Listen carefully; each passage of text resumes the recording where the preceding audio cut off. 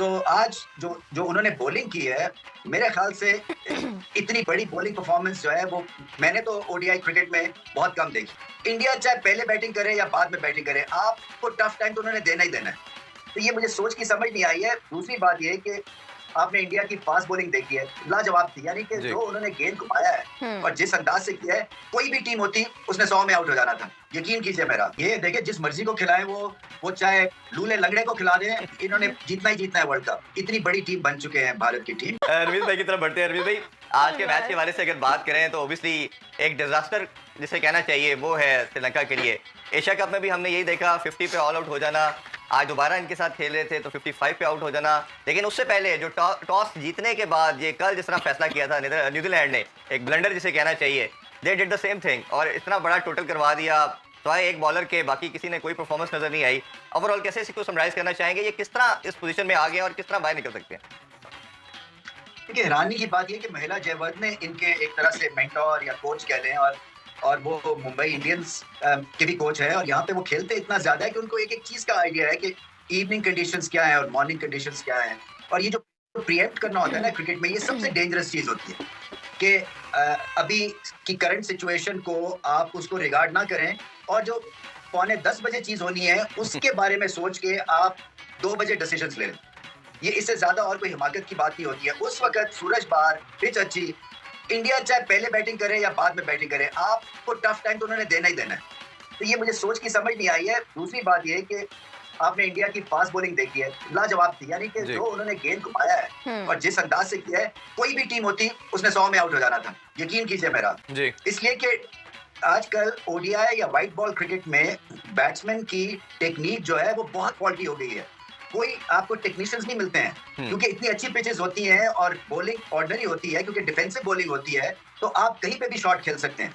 मगर जैसे ही बॉल हिलता है और आपकी टेक्निक क्वेश्चन में आती है तो आपको पता चल जाता है आप कितने पानी में हैं। सो आज जो उन्होंने बॉलिंग की है, मेरे ख्याल से इतनी बड़ी बॉलिंग परफॉर्मेंस जो है वो मैंने तो ओडीआई क्रिकेट में बहुत कम देखी है। यानी कि 3 बॉलर्स, तीनों नया गेंद भी कर सकते हैं, तीनों पुराना गेंद भी कर सकते हैं, तीनों लेंथ बॉल कर सकते हैं। फील्डिंग शानदार और रिलेंटलेस प्रेशर था। ये नहीं था कि कोई उन्होंने 350 करके और हुल्लड़बाजी हो रही है या खेल एक दूसरे से खेल रहे हैं या सीरियसनेस कम हो गई है। ये होता है एक चैंपियन टीम का फोकस और किसी को इजी ना लेना, और उस रिदम में कोई भी आएगा लपेटे में आ जाएगा। सो ये अनस्टॉपेबल है भारत की टीम। अच्छा रवि भाई, एक और चीज हम शामी के हवाले से जानना चाहेंगे। आज भी man of the match performance, 18 run दे के 5 खिलाड़ी आउट किए, लेकिन ये फोर्स चॉइस थी। हार्दिक पांड्या इंजर ना होते तो शायद इनको अपॉर्चुनिटी ना मिलती, बट जैसे ही आए 3 मैचेस में इन्होंने 15 आउट कर दिए। शानदार परफॉर्मेंस। अब अगर लेट्स सपोज आप दूसरी तरफ देखें तो अगर वापस आ जाते हैं हार्दिक पांड्या, तो मेरा नहीं ख्याल कि बॉलिंग लाइन में किसी में भी रिप्लेस कर सकते हैं। फिर तो किसी बैटिंग को शायद इनको बैटर को बिठाना पड़ेगा। इसको कैसे देखते हैं आप? कोई फर्क नहीं पड़ेगा, ये हमारा हेडेक नहीं है। ये देखिए जिस मर्जी को खिलाएं वो चाहे लूले लंगड़े को खिला दें, इन्होंने जीतना ही जीतना है वर्ल्ड कप। इतनी बड़ी टीम बन चुके हैं भारत की टीम। ये मुझे, और मैंने कहा भी है, ये जो 80s की वेस्ट इंडीज टीम थी ना, ये उसके एट पार है रिगार्डिंग परफॉर्मेंसेस और रिगार्डिंग जिस तरह से डिफरेंस डाला हुआ इन्होंने। क्योंकि आप चाहते हैं कि इनको मैच करें skill wise, fitness wise, game awareness wise, batting talent, bowling talent wise, ये साथ नहीं किसी को लगने दे रही और बहुत बड़ा गैप क्रिएट कर दिया इन्होंने।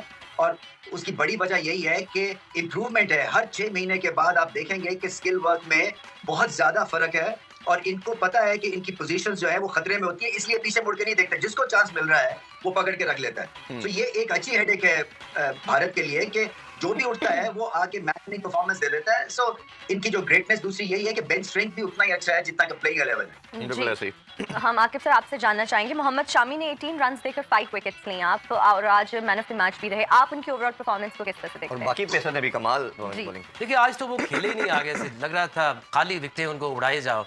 कुछ समझ ही नहीं आ रही उनको। बाउंसर्स भी उन्होंने किए हैं, स्विंग भी किया है, सीम भी बॉल हो रहा था। जब आपकी विकेटें गिरती जाएं, एक पार्टनरशिप ना लगे तो बॉल भी तो पुराना नहीं हुआ ना ख़राब हुआ।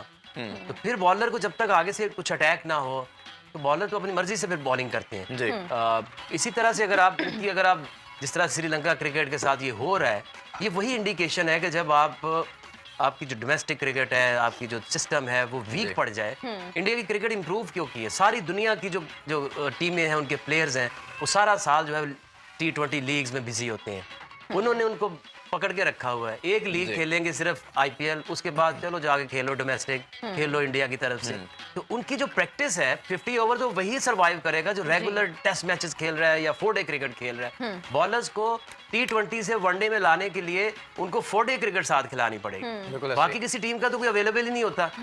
क्यों बेड़ा गर्क हुआ वेस्ट इंडीज क्रिकेट का कि वो सारा साल वो घर ही नहीं जाते जी। ऐसे ही वो छोटी छोटी लीगें शुरू हो गई, अमेरिका में 3 हो रही हैं, कनाडा में हो रही, पता नहीं किधर किधर हो रही है। तो रीजन ये है, और इंडिया की बेहतरी की रीजन भी उनकी आईपीएल और उनका होल्ड है प्लेयर्स के ऊपर कि उनको कहीं जाने नहीं देते।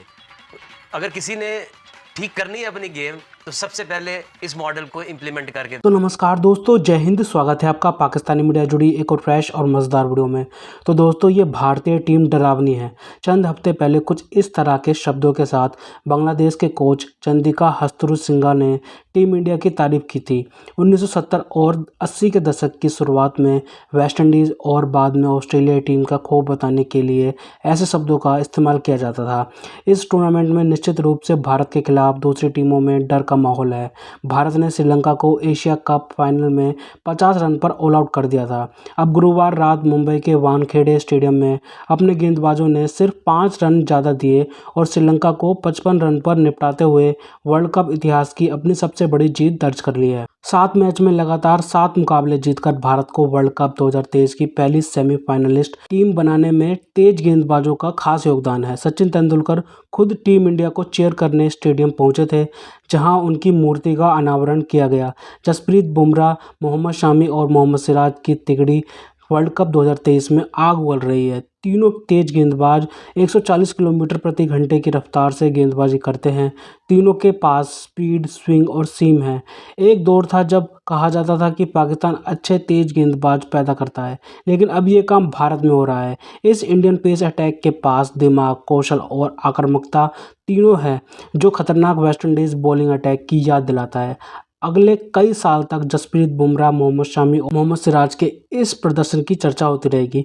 तीनों तेज गेंदबाज बॉल को दोनों तरफ घुमाते हैं। जब पिच से कुछ मदद होती है तो वह काफ़ी घातक हो जाते हैं। Andy Roberts, Michael holding, Joel Garner की तिगड़ी जिस तरह बल्लेबाजों को नींद में बुरे सपने की तरह सताती थी, तो आज अपने पेसर्स भी उसी किस्म की क्रिकेट खेल रहे हैं। तो दोस्तों, अगर आपको हमारी यह वीडियो अच्छी लगी हो तो कम से कम व्हाट्सएप पर जरूर शेयर करें।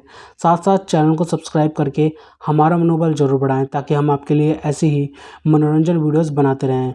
तो गाइस, मिलते हैं आपसे अगली वीडियो में। तब तक के लिए जय हिंद।